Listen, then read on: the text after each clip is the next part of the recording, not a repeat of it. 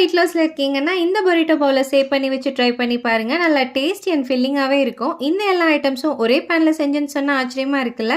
Ethnic pots and பேன்ஸ் அப்படிங்கிற Instagram பேஜ்ல தாங்க பர்ச்சேஸ் பண்ணேன். இந்த ஸ்கில்லட் பார்த்தாவே தெரியும். நல்லா பிரீமியம் குவாலிட்டில, ஸ்மூத் ஃபினிஷிங்ல, ஹீட் ரெசிஸ்டன்ட் ஹேண்டில் வச்சு ஆல்ரெடி ப்ரீ சீசன் பண்ணனால மெயின்டெனன்ஸ்க்கு ரொம்பவே ஈஸியா இருக்கும். அவங்க பிசினஸ் இந்தியா அண்ட் யுஏஇல பண்ணிட்டு இருக்காங்க. வேர்ல்ட் வைட் ஷிப்பிங் கூட அவைலபிளா இருக்கு. இந்த ப்ராடக்ட் உங்களுக்கு வேணும்னு நினைச்சீங்கன்னா லிங்க்னு கமெண்ட் பண்ணுங்க. இந்த டிஷ்க்கு தேவையானதெல்லாம் கட் பண்ணி எடுத்துக்கலாம். கடாயில கொஞ்சமா பட்டர் சேர்த்தி, ஒரு ஸ்பூன் சில்லி ஃபிளேக்ஸ், ஒரு ஸ்பூன் மிக்சட் ஹர்ப்ஸ் பவுடர் சேர்த்தி நல்லா மிக்ஸ் பண்ணிட்டு, கூடவே பாயில் பண்ண பாஸ்மதி ரைஸையும் சேர்த்தி நல்லா கிளறி, கொஞ்சமா சால்ட், ஒரு கப் ஸ்ப்ரிங் ஆனியன் சேர்த்தி நல்லா மிக்ஸ் பண்ணி எடுத்துக்கலாம்.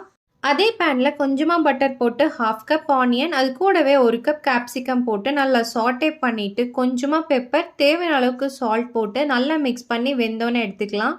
அதே மாதிரி பாயில் பண்ண ஸ்வீட் கார்னும் ஹாஃப் கப் எடுத்துட்டு, கூடவே ஒரு ஸ்பூன் சில்லி ஃப்ளேக்ஸ் சேர்த்து நல்லா மிக்ஸ் பண்ணி எடுத்துக்கலாம்.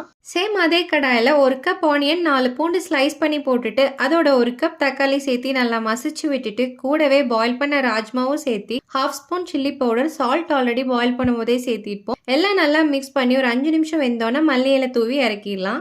ஃபைனலி அதே ஸ்கில்லெட்டில் கொஞ்சமாக பட்டர் ஆட் பண்ணிட்டு, சால்ட், ஆரிகானோ, சில்லி ஃப்ளேக்ஸ் சேர்த்து மேரினேட் பண்ணி வச்சுருக்க பன்னீர் ஸ்லைசஸையும் அதில் ஆட் பண்ணி 2 பக்கமும் ஒரு 5 மினிட்ஸ் ரோஸ்ட் பண்ணி எடுத்துக்கலாம்.